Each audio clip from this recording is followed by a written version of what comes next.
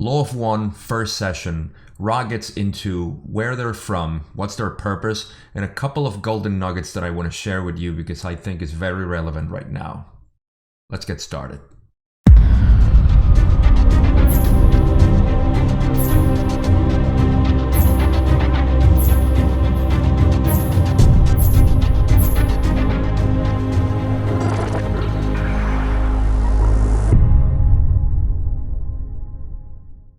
Alright, before we start, I want to make a note that I am using both the original book from the 80s and a re-listened version from Toby Willock that he created in the 90s, and he included a lot more information that was originally excluded, so it didn't add to the confusion, because sometimes through the channeling, especially in this first session, there was a lot of stuff that wasn't really relevant to the narrative of the first session, and they excluded it. But as you can see, one of the things that happened was that Ra, when he was being channeled, he tried different members of the group that were there. And originally, there were a bunch of people that weren't there in the future sessions. Like I said, it was only Carla Ruckert, Don Elkins, and Jim McCarthy for over 100 sessions, and only 4 or 5 sessions were with a group of people. And this first one had them, and there were channelers there. So he tried different ones because, as he explains there, they kind of use a very narrow band frequency channel to transmit their information. And because of that, they needed somebody who was very attuned to their frequency. Now, in this process, he actually says a couple of things that are pretty interesting about how we are part of a thought and not actually a material universe, which we probably get into this a little bit later in the series. But it was very enticing idea that he threw in the session while he was trying different people. And also he mentions that he is part of the Confederation of Planets, which is another thing we're going to get in different videos as we go through the sessions. More importantly, he stated that they are part of the Law of One, and they had to downgrade themselves into 5th density because they are from 6th density to channel this. It's not said there, but in the future sessions, we get to know this too. So the first thing I want to get into is one of the quotes from the book, and then we can analyze what it means. This was the first question they asked Ra. Do you have a specific purpose? And if so, could you tell us something of what your purpose is? To this, Ra responds, as usual, before he answers any question, I am Ra. We communicate now. We, too, have our place. We are not those of the love or of the light. We are those who are of the Law of One. In our vibration, the polarities are harmonized. The complexities are simplified, and the paradoxes have their solution. We are one. That is our nature and our purpose. All right, before anybody gets scared with them saying we are not from the love or from the light, what they mean is the densities of consciousness. Now remember, we are from 3rd density consciousness, and this means that we are from what they call the choice, because we're here to make choices. In the next density, which is 4th density, and where we're actually heading right now with this ascension process, is the density of love and understanding.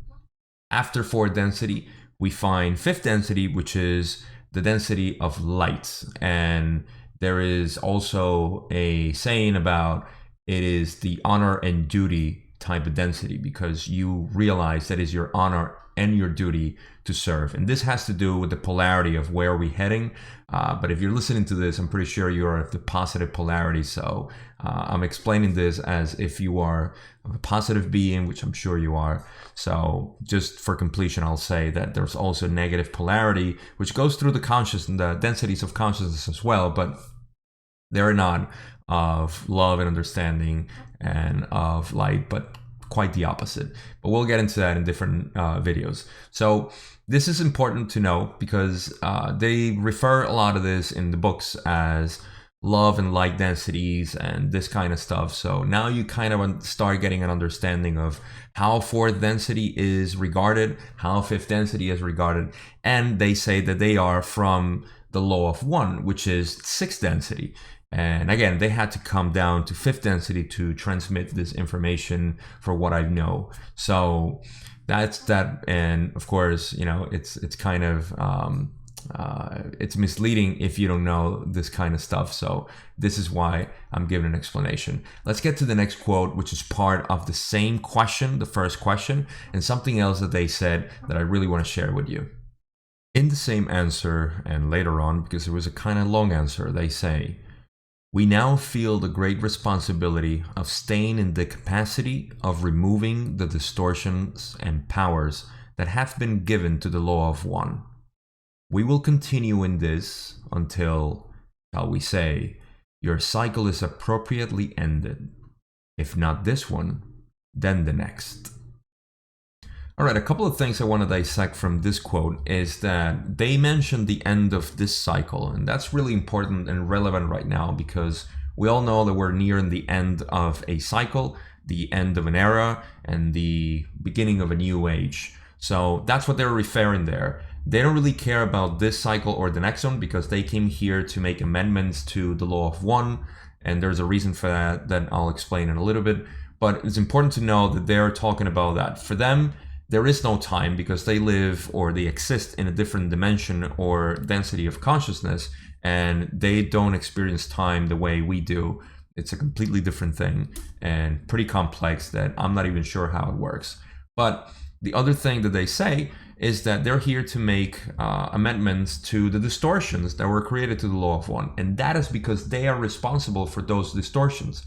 As they ask them further in the questions, is if he is the Ra from Egypt, and they say, yes, we came here upon your planetary sphere to Egypt to assist them, and they try to give them the law of one to one person who was capable of teaching this to the society there.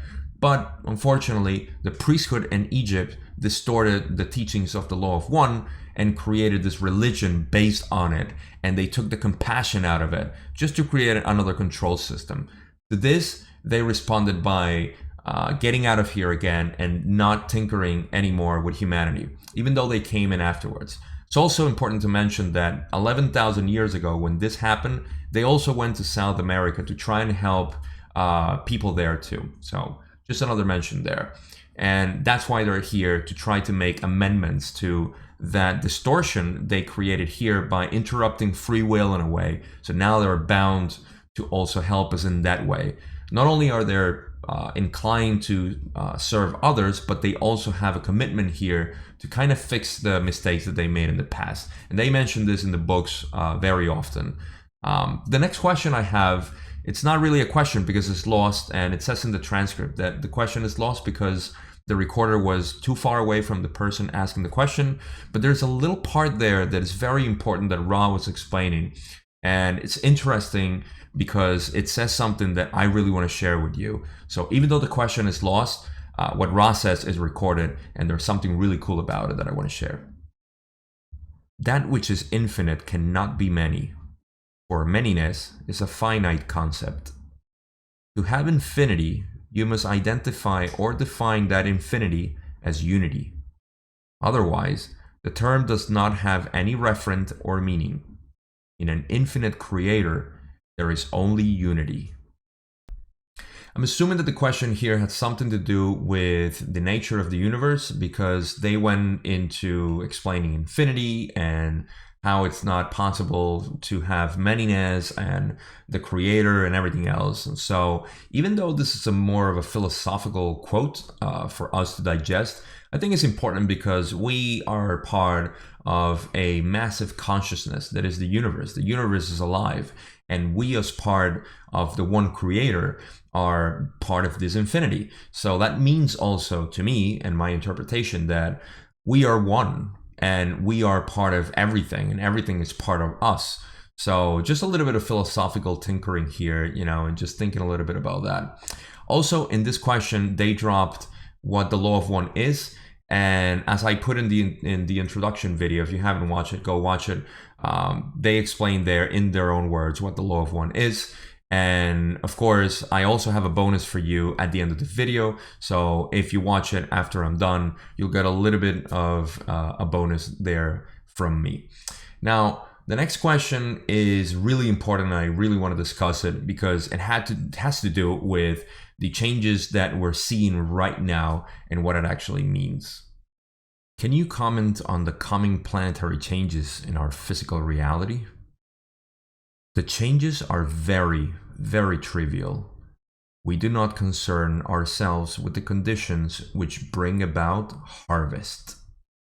All right, huge one here because they asked about the planetary changes that were about to happen.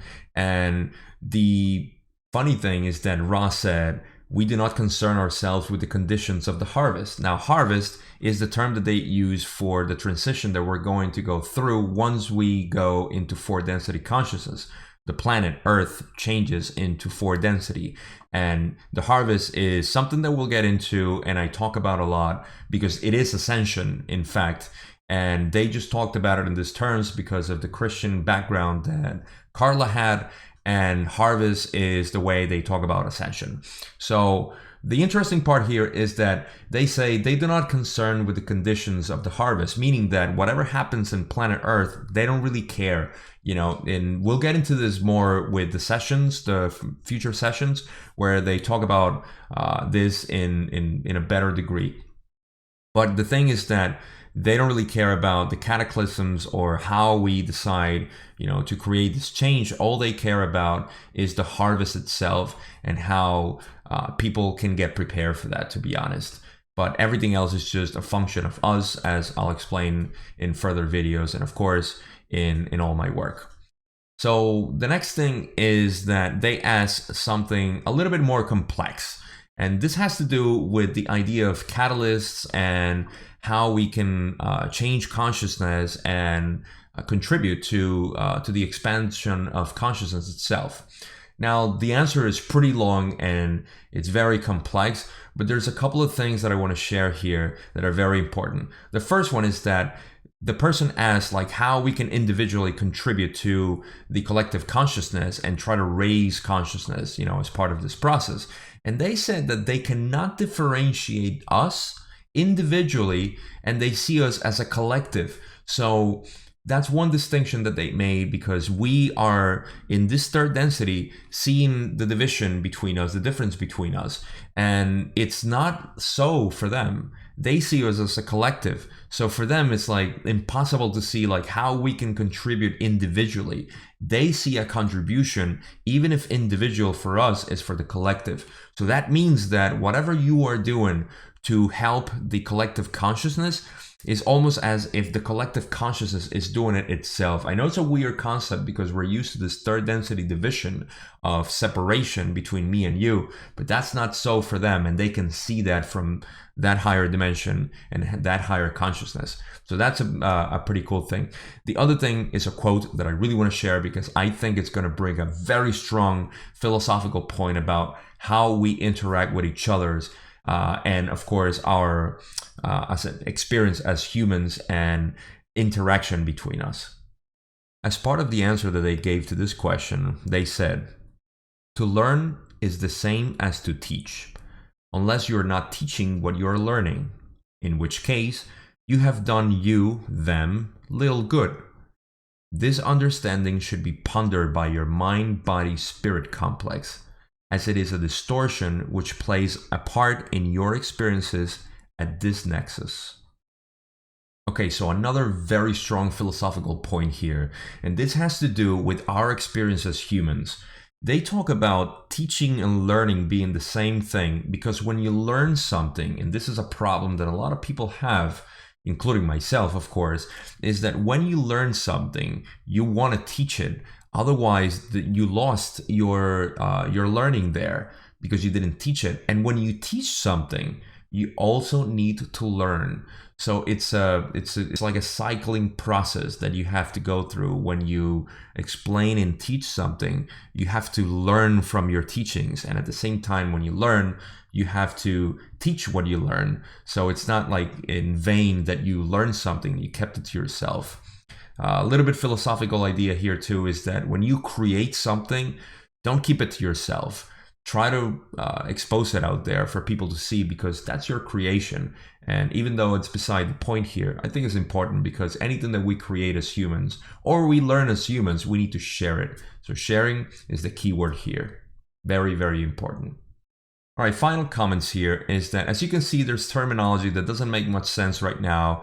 Distortions, catalysts, original thought, so forth and so on. It's going to get clearer over time with the videos I'm going to create and the explanations that I give.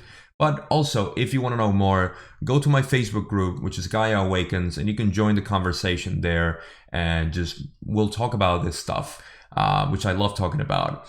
If you like this video, don't forget to subscribe, like, put the notification thing, and make any comments. It does show your love for me, and I can share more of my love with you. With that, remember that there's a bonus at the end of the video, and I'll see you in session 2.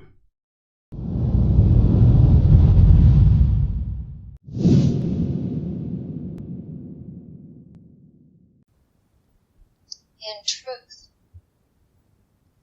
there is no right or wrong. There is no polarity, for all will be, as you would say, reconciled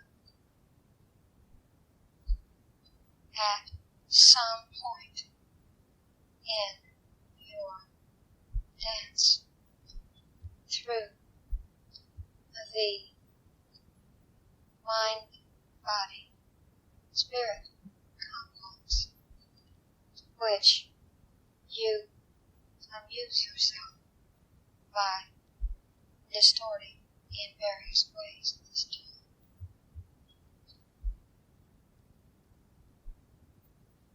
This distortion is not in any case necessary. It is chosen by each of you as an alternative to understanding the complete unity of thought which binds all things. You are not speaking of similar or somewhat like entities or things. You are everything, every being, every emotion, every event, every situation. You are unity. You are infinity. You are love light, light love. You are. This